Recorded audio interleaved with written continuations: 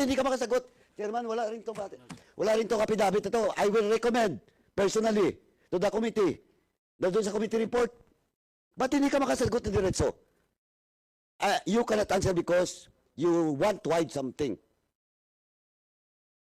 Oh, Makarig. Ano to? Akala ko ayos na tayo.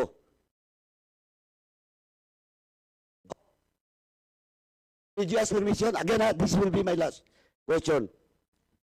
Did you ask permission, your chief of police, to use that car? Please answer. Yes or no? Oh. Yes. Perez. Oh, do you know that Makarig asked permission to use that car by the chief of police?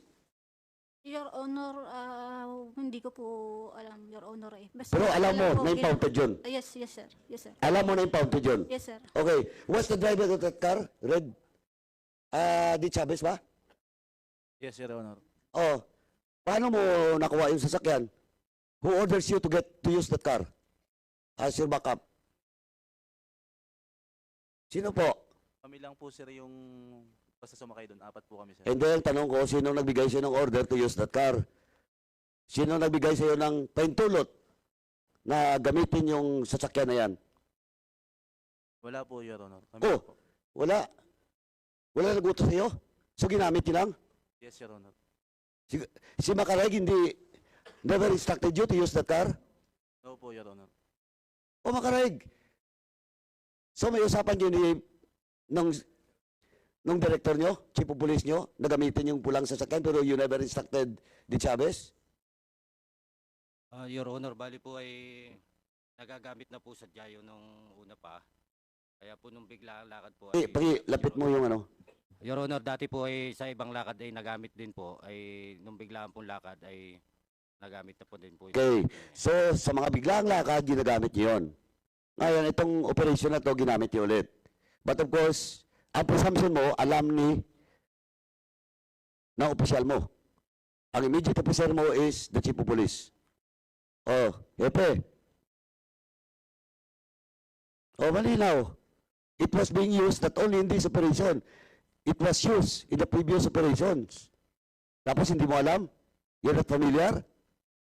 Totoo po sir na hindi ako familiar sa car na yun sir kasi hindi po siya nakapark sa hindi ko na siya Hindi, whatever. And inventory and everything, you don't have to check. Kailan ka ba umupo doon as chief of police? Ayun po sir ang pagkakambali ko, hindi ko po Hindi, kailan ka ba umupo doon as chief of police? August 27, 2022 sir. 2022? Yes, Your Honor. Oo. Kailan nangyari yun? Makarig 2023 na.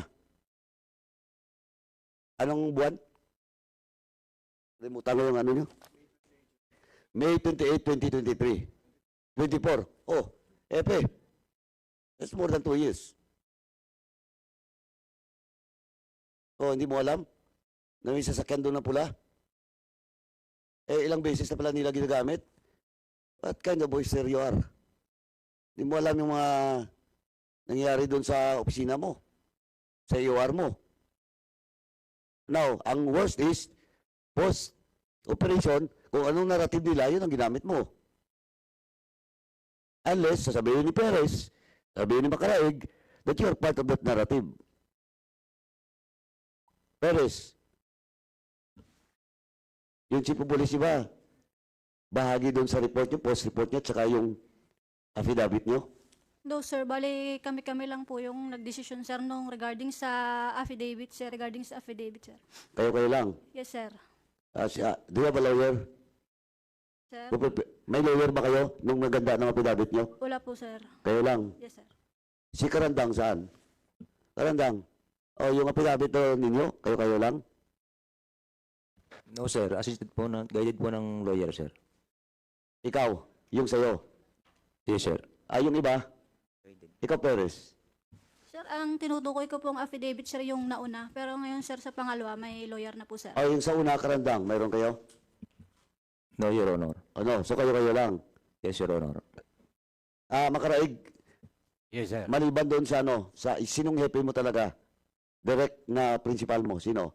Si Police Lieutenant Colonel Lintag, sir. Siya mismo. Wala kang commission officer na opisyal. Wala po, sir. So, diretso ka kay Lintag. Yes, sir. So ang gusto ko lang i-correct because like Colonel Lintag is kept on denying that he knows that the red car is being used and it is under the custody of your station. Now, Makaraig, ulit, nung ginamit nyo yung pulang sasakyan, at that time, kinausap mo ba si Epe that you will use that car? No, sir. No. Di Chavez, ikaw nag-drive, di ba? Yes, Your Honor. So, nung planning stage, nandiyan ka na? Yes, Your Honor. O so, si Makaraig ang nagpaplano? Head ng planning nyo? Yes, Your Honor. O so, sinabi niya na gamitin yung pulang sasakyan? No, Your Honor. Basta yun lang po yung available. Yun na po ang ginamit namin, Your Honor. Sabi naman to. So, desisyon niya lang na kung ano lang available na car, pwedeng gamitin kagad. Kahit impounded. Yun yung kalakaran doon. Ganun ba? Ganun ba Makaraig, Di Chavez? Yun po nangyari, Your Honor. O, ganun. And you are doing it for the past several operation na. Ginagamit niyo yun sa ilang mga lakad. Okay. So, Mr. Chairman, as of now, I will give a benefit of the doubt to Lieutenant Colonel Lintag with regards to his knowledge about that red car. But at the very least, may problema sa Mr. Chairman. Hindi niya alam kung anong nangyayari sa stasyon niya. Yeah. Lumalakad yung mga mga personnel niya na hindi niya alam. Okay. Tama yan. Okay. Oh, So, Chairman, anyway, still, nakahang pa rin ni Mr. Chairman yung tanong, question of those, not only those 6, kasi karandang, i-out mo na yan, wala sa plano yan.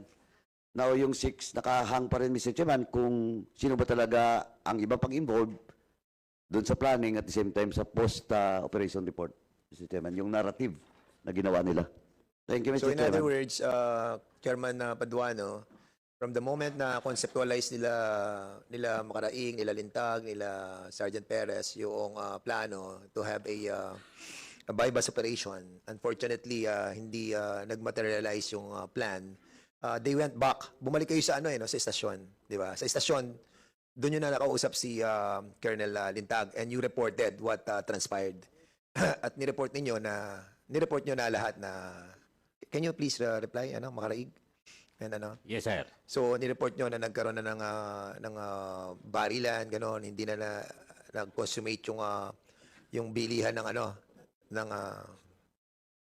Yes, Your Honor. ng shabu at lahat na naikwento nyo na sa kanya. So bali lahat nakwento nyo na kay Colonel Lintag. So Colonel Lintag, bakit in spite of the fact that they have tell you the story by Sergeant Makaraig and Sergeant Perez, still yung lumabas na mga affidavit nila in relation to what really happened was different, Colonel Lintag. Good morning po, Your Honor. Bakit nag-stick kayo dun sa story na nagkaroon ng bypass? Your Honor, ang report po nila sa akin, Your Honor. Ano lakas mo yung boses mo, Colonel Lintag? Ang report po nila, Your Honor, sa akin is... Ano? Ang report po nila, Your Honor, sa akin is consummated po yung bypass nung time na yon. Yun po ang naging basis ko. So, ang naging report sa iyo ay nangyari yung Yes, Your Honor. yung bypass. Yes, Your Honor. At ito paninindigan niyo na Makaraig. Yes, sir. Bali po, nagdesisyon kami noon ni Michi na nung mangyari po na magkaroon ng isang bypass operation. Kaya po nagawa siya ng statement, Your Honor. Sino nagawa ng statement? Bali po isang statement para ma-file po si Sergeant Michi Perez, Your Honor. And gaano ba kalaki yung police station nyo, Colonel Lintag? How many square meters? Ang lot area po ng compound ng station, sir, is 1,000 square meters. 1,000 square meter? Yung inyong impounding, gaano kalaki? Yung impounding namin, sir, siguro mga 100 square meters, sir. 100? Your Honor. Ilan ang impounded na sasakyan? Marami po, Your Honor, pero yung Ilan ang impounded na sasakyan? hindi po ako sure sa figure, Your Honor. Ano pang hindi mo alam, sabi ni Chairman Acop. Ano pa ang hindi mo alam? 100 square meter lang yun. Gaano kalaki ang 100 square meter? Eh di, malalaman mo ilan yung impounded na sasakyan. Yun ang tinatanong ko. Sabi mo, 100 square meter. O, so 100 square meter, ilan ang impounded na sasakyan doon? Ilan? Your Honor, hindi po ako sure sa, sa figure. Colonel Lintag. Mr. Chair. 100 square meter lang tinatanong ko. Isa, dalawa, tatlong sasakyan ang impounded doon. Sa mga four-wheel vehicle po, sir, siguro more or less, sir, mga nasa 15 to 20. 15 ang impounded doon sa 100 square meter? Sir, yung iba pong mga impounded, sir, wala po sa loob ng station, sir. Nandun po sa may open space, sir, sa may car wash na katabi ng police station, sir. Ito nga kulay pula, saan nakalagay? Doon sa 100 square meter? Hindi po, sir. Saan saan nakalagay? Sa, ano po, sir, nalaman ko, sir, doon po sa may tapat ng car wash, sir, yung open O space. kita mo na, sir. alam mo. Dati, Di, sir, hindi ngayon ko lang po nalaman, sir, So ngayon mo lang nalaman. yung natanong ko po sila, So sir. mangyari to, inalam mo na. Yes, sir. Mabuti naman, inaalam mo. Pero dati Mr. dapat alam Chair. mo lahat yan. Kernel. So, ang liit-liit na station mo, 2,000 square meter, tapos 100 square meter yung impounding mo, at kung merong car wash doon na nilalagay yung ibang impounded, ako bilang akong head ng istasyon, dapat alam ko yan. Di ba? Specific na mga kotse na nakalagay doon sa impounding mo, dapat alam. Kapag tinanong ka namin, specifically masasagot mo. And as a matter of fact, inaalam namin sa iyo, padala mo sa amin kung ilan yung listahan ng impounded na sasakyan doon. I haven't received any document coming from you. And that's the reason why hindi ko ma-blame itong mga members to ask you. Actually, ako, I'm done with asking what happened to that. Let the provincial director, Colonel Malinaw, and regional director decide that on your fate. Kasi meron kang command responsibility dito. And I'm pretty sure madidismiss ka rin because of your responsibility. Actually, parang kang walang alam sa lahat eh. Hindi mo nga alam kung ilan ang nakalagay na sasakyan doon sa 100 square meter. And that's worrisome, ha? Kung lahat ng PNP, lahat ng ating chief of police ng bawat munisipyo at city ay katulad mo na ganyan, na hindi alam kung ano nangyayari sa kanyang istasyon, ni hindi mo alam kung ano nangyayari sa operasyon, at napaglalangan ka at naloko ka ni Makaraig dahil hindi niya sinabi ang totoo sa iyo, aba, parang ano ka, parang kayang-kaya ka ni Sergeant Makaraig. Mr. Chair. Colonel Busita. And Thank then, you, Mr. Chair. In relation to the interpellation of Honorable Congressman Paduano, sir. Si Hepe na-assign sa San Juan City Police Station noong August 25, 2023. Police Master Sergeant Makaraig, kailan ka na-assign sa San Juan CPS? Year 2011 po, Your Honor. 2011. Sa pagkakaalam mo, ang tagal mo na 2011, 13 years. Sa pagkakaalam mo, sino ang nakahuli doon sa red Toyota Camry? Naalala mo ba?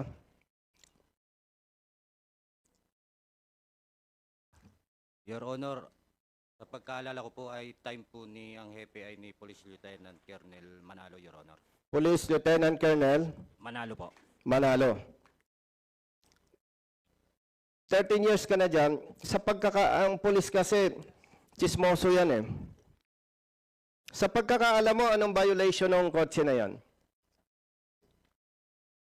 Reckless imprudence, Your Honor. Okay. So, ang chief of police, nung ma-impound dyan, si Police Lieutenant Colonel Manalo po, Your Honor. Manalo. Mr. Chair, may malpractice kasi sa station, Mr. Chair.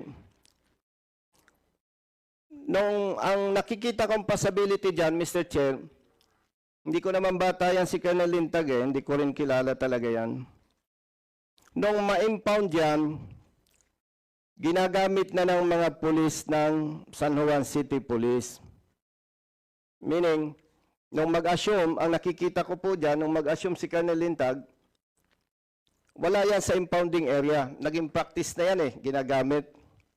So, talagang hindi po niya masasagot yan. Ang dapat po nating malaman, sinong custodian at sinong responsible personnel na nag-impound yan.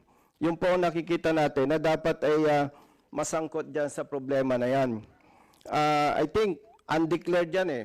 Supposedly, nung mag-assume, by the way, Sergeant Macaraig, after Police Lieutenant Colonel Manalo, sinong pumalit? Siguro, more or less, nakalimang hepe na. Tama ba? Kung naalala ko, sir, ay ang pumalit ay si Police Lieutenant Colonel, hindi po nagkakamali, Ancheta, Your Honor. Ancheta. Ano pang naalala mo? Sino pang pumalit?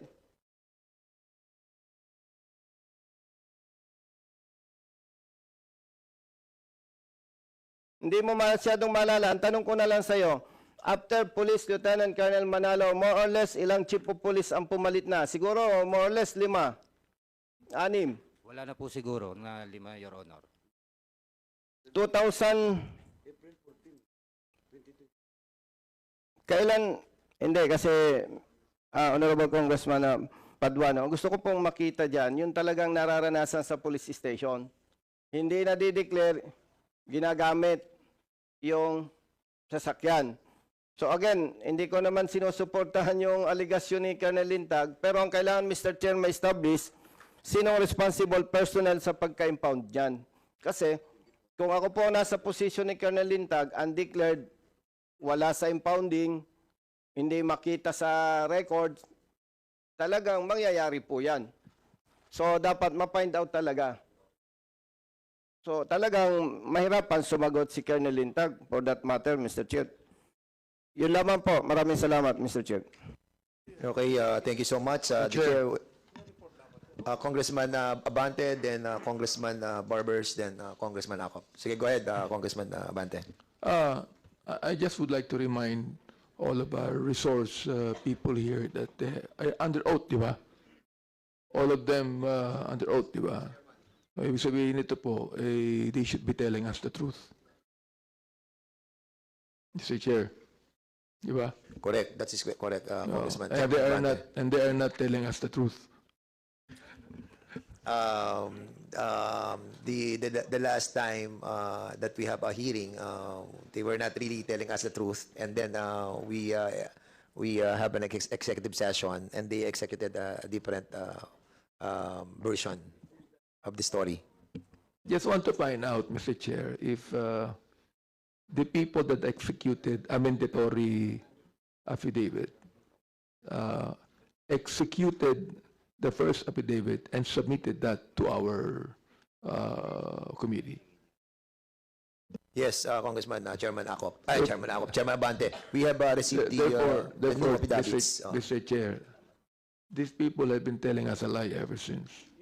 Yes. How would I know that this mandatory affidavit, how would I know that this is not the truth? How would I know?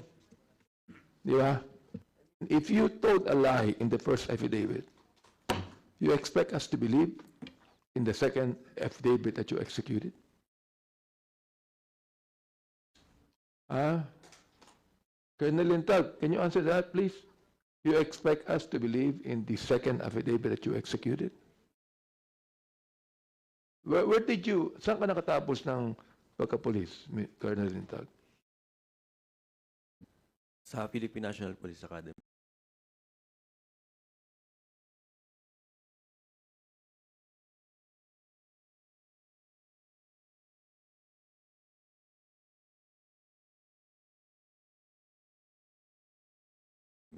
Philippine National Police Academy. I think that in the PNPA,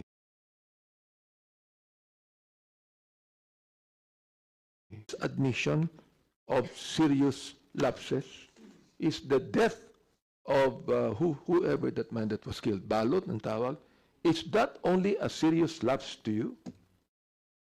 Serious lapse lang ba yun? No, Your Honor, but Anong ginawa po ninyo sa kanila? Your Honor, I was not no longer in a position to make a action since I was relieved. I was relieved from San Juan Police Station, Your Honor. And I am also a subject of investigation. So you were not the chief of police at the time? No, Your Honor. After the incident, Your Honor. No, I'm not finished yet. You were not the chief of police at the time that the crime was committed. Were you the chief of police? I was, Your Honor. Then, if you were the chief of police, you should have done something on this. Yes, Your Honor. What did you do, Mr. Chair? I made a memorandum, Your Honor, directing them to explain kung bakit po nangyari yung... Did you submit to us a memorandum? Did you submit to this committee the memorandum? No, Your Honor. Did you submit to us a spot report of the crime Yes, Your in this Honor. committee? Did you submit to us a police report? Submitted Did you po, yes. submit to us a police report? I think the Internal Affairs Officer submitted, Your Honor. Because Who submitted? Sila po ang nag-conduct ng motu proprio investigation. Yes, command responsibility tells you that you ought to be hands down on the incident. And it would be you, as the chief of police, that should submit a police report. What I'm saying is, Mr. Chair, did you submit a police report? Did you submit a memorandum that you have executed against your policemen in this committee? Did you submit that? Yes, Your Honor. Did you submit it? Kanina, sanayan mo, hindi. Yung memorandum po, Your Honor, nandun na po sa Internal Affairs Service, Your Honor. What I'm saying is, did you submit that to the committee? No. Your Honor. I'd like to make a motion, Mr. Chair, that Colonel Lintag submit to us a memorandum and all the documents pertaining to the crime committed, Mr. Chair. So I move.